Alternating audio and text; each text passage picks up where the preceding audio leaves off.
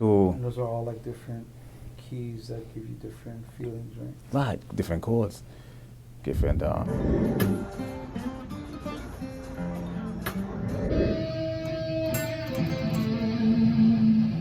intervals, you know. So jazz explores the dissonance in sound. So you have these notes separated by a few intervals, and it sounds in consonance, and then it's in dissonance.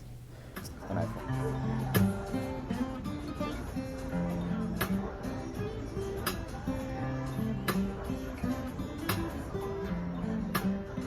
a cross-disciplinary, a multidisciplinary, a transdisciplinary, and also an interdisciplinary. And it's based on energy level.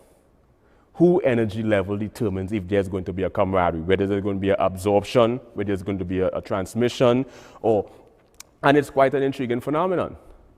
So